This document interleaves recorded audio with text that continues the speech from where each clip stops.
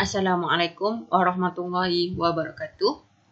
So, for this video, we will look at the introduction on the one-dimensional wave equation. So, right now, based on a case of a string, okay, take note, a string with both ends are fixed. That means here, let's say a person,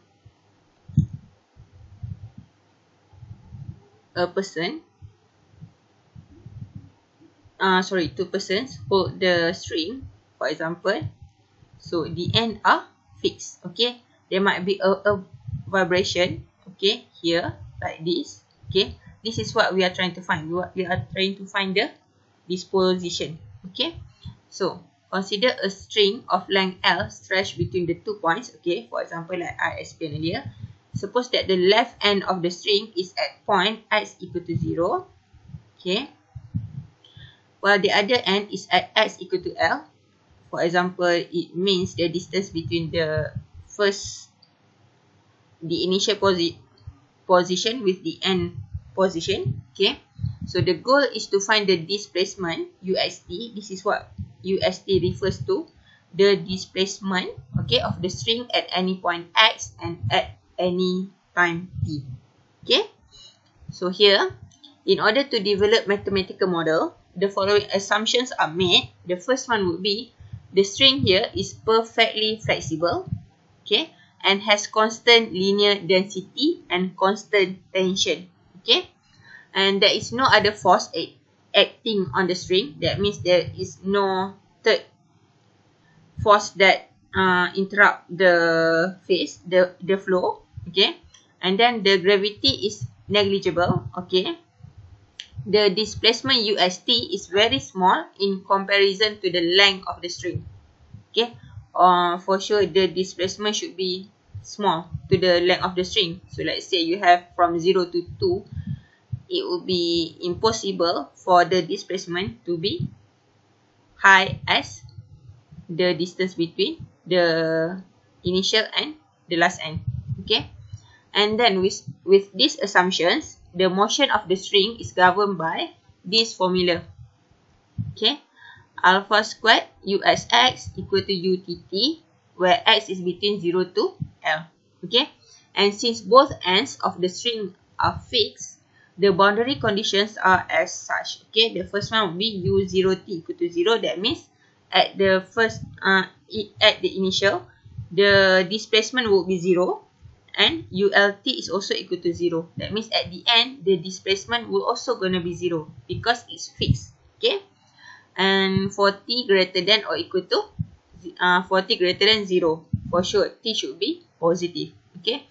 And given that the initial position of the string is fx, okay, and the initial velocity of the string's motion is gx, this implies that the initial conditions are as such. Okay. US naught equal to fx and UTS naught equal to gx, where x between 0 to L.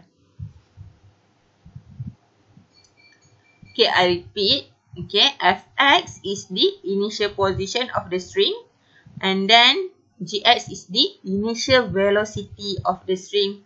Okay, so that's why we need to differentiate with respect to time. Remember, distance over time is the velocity. Okay. And then next, by combining equations 8, 9 and 10, these three equations, okay, the motion of the string can be determined by solving the following initial boundary value problem. Okay, this would be it. Okay, the whole thing that has been simplified. Okay, everything that I have highlighted are here. Okay, that means the equation will be alpha squared USX xt equal to UTT xt for x between 0 to L and t must be greater than 0. Okay, subject to the boundary conditions. Okay, this is the function. Okay, and the boundary conditions is U0t and ULT must be equal to 0 because the displacement should be 0. Okay, for t greater than 0, and the initial conditions US not equal to fx, the initial position, okay, of this string, okay, and UTS naught, the velocity is equal to gx for x between 0 to L. Okay, next. The solution for the wave equation. Okay, as we can see earlier, okay, the equation is actually this one. Okay, UTT equal to alpha squared USX. Okay, and here, okay, we need to let UXT equal to x of x times t of t. Okay, this is the first one that you need to do.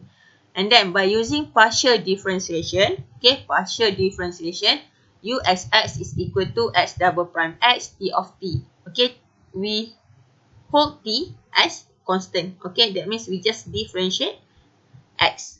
Okay, function of x. And UTT is equal to x of x t double prime of t. Okay, and then we substitute both equations in this equation, in the wave equation.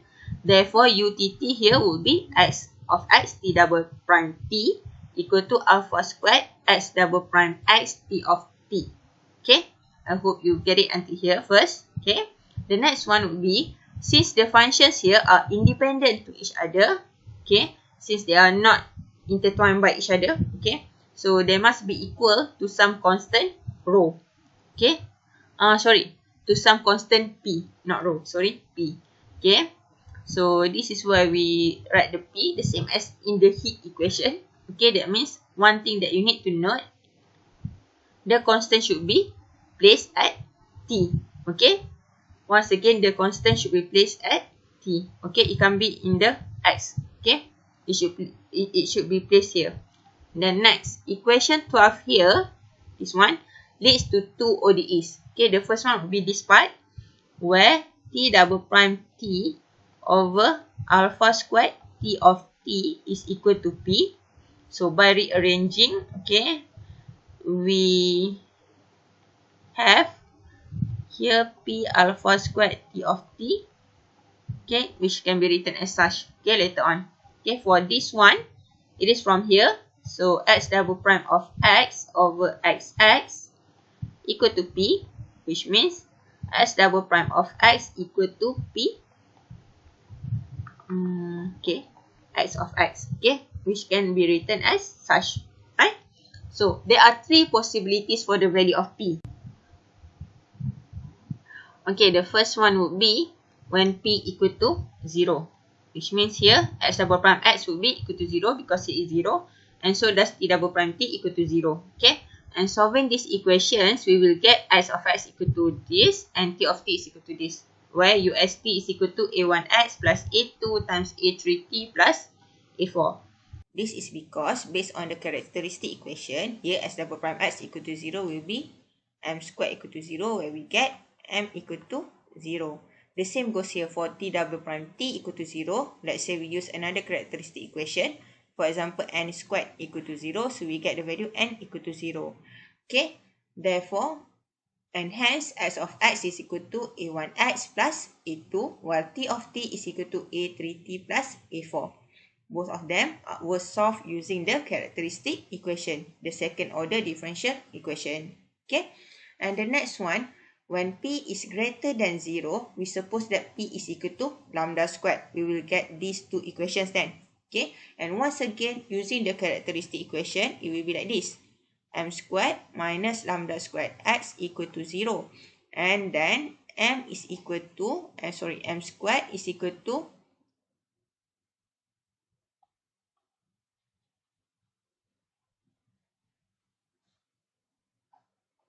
for p greater than 0, suppose that p equal to lambda squared. Therefore, we will get these two equations. Okay. Once again, using characteristic equation, it will be m squared minus lambda squared equal to 0, where m is equal to plus minus lambda. Okay. Therefore, s of x equal to a1 exponent lambda x plus a2 exponent negative lambda x. Whereas, for the next equation, it will be this one is, let's say we write it as n. So n squared minus alpha squared lambda squared equal to 0.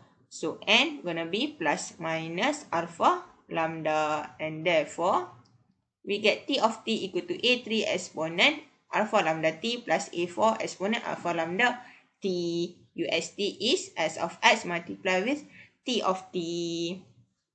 Okay, the third one is P is less than 0, where we suppose P is equal to negative lambda squared.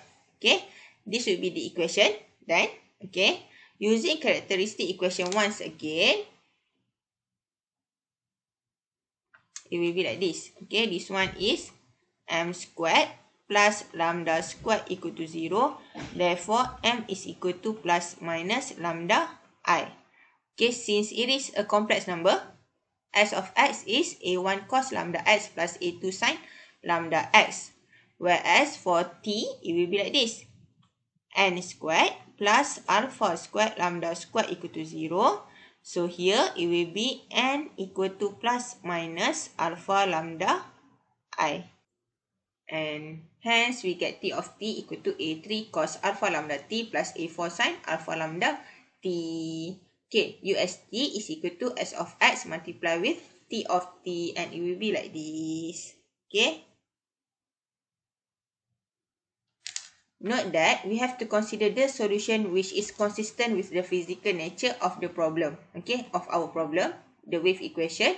And since this is the problem of vibration of a string, so vibration, it moves like this, okay. Apparently, for a string, when it vibrates, it moves like this, right? Okay, so the displacement UST must contain trigonometric terms, okay. Therefore, the solution that we choose is where P is less than 0. This is the one that is the only suitable solution.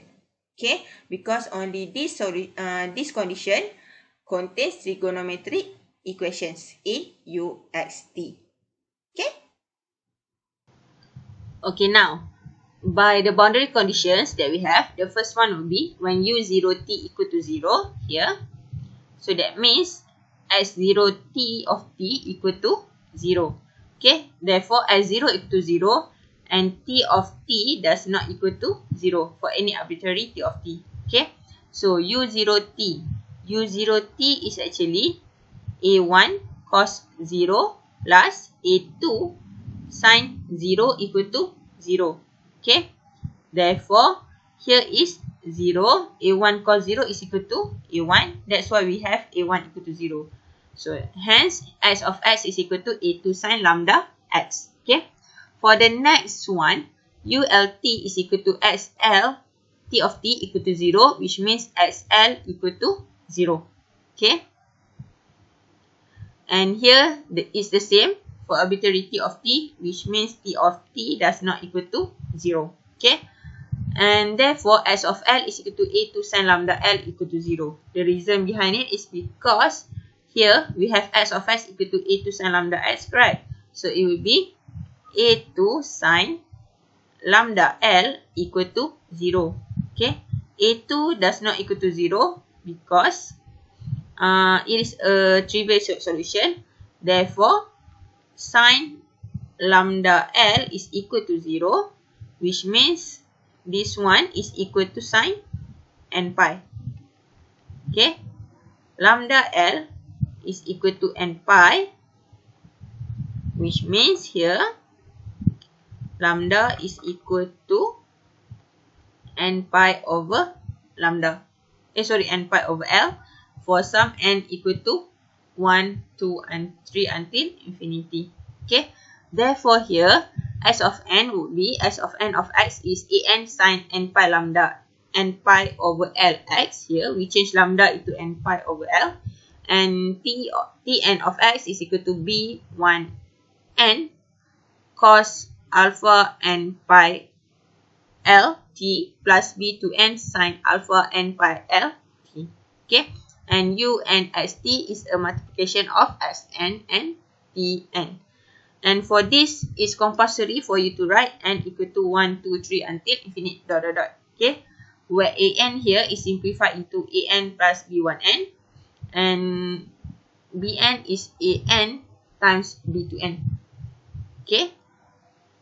Actually, if we refer here, it should be a to n here. Okay. Because this is a2, right? So, it should change actually into a to n. Okay, but it doesn't matter much. Here is a to n. So here maybe you can change it to a to n. A to n. Okay. So next, by using superposition principle, okay, we can write this, all of this in terms of summation. Okay. So UST equal to summation from n equal to 1 until infinity. Okay. That's why we use summation here.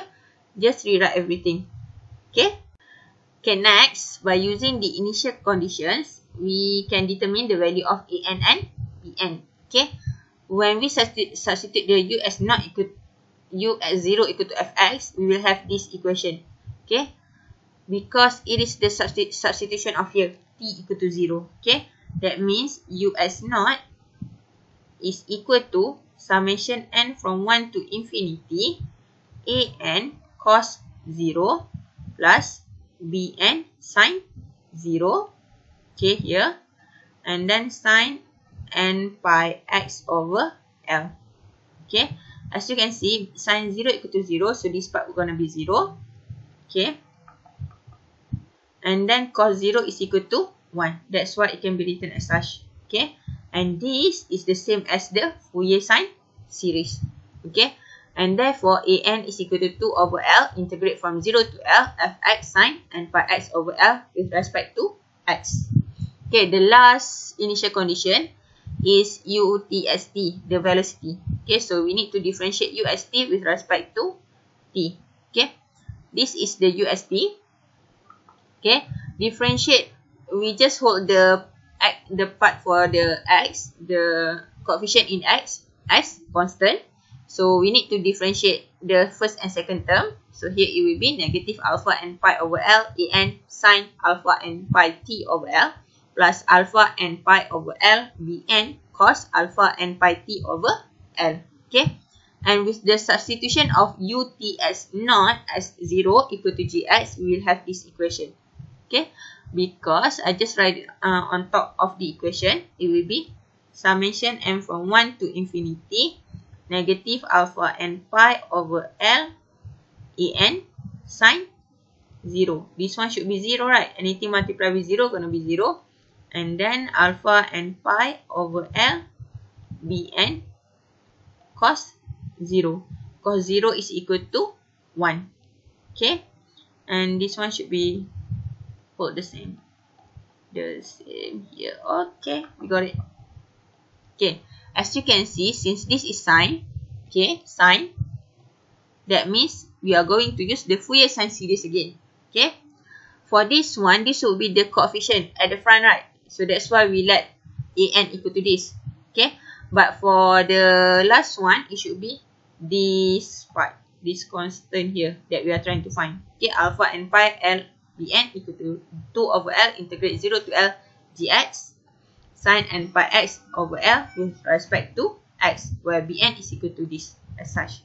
Okay, the reason behind it, okay, please recall the thing that we find, that we calculate before, for Fourier sine series is fx equal to summation n from 1 to infinity bn sin n pi x over L, right? So bn is actually equal to 2 over L integrate 0 to L fx sin n pi x over L with respect to x. Okay, so we consider this coefficient to write at the front, right? That's why here we need to write this term at the front. Okay, that's all for the introduction, and we'll see again in the example. Okay, thank you for your time. Assalamualaikum.